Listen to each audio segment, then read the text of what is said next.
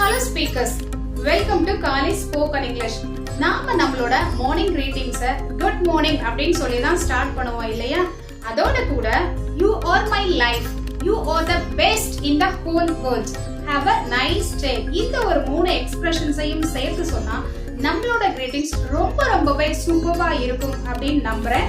நீங்க உங்க டாடி கிட்ட உங்களோட மார்னிங் greetings இப்படி கன்வே பண்ணலாம். Morning dad, you're my life.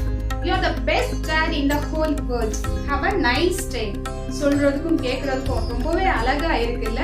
இங்க நீங்க dad அப்படிங்கிறதுக்கு பதிலா mom, son, daughter, brother, sister, uncle, aunt, grandpa, grandma இப்படி யூஸ் பண்ணி உங்களோட மார்னிங் greetings அழகா இங்கிலீஷ்ல கன்வே பண்ணலாம்.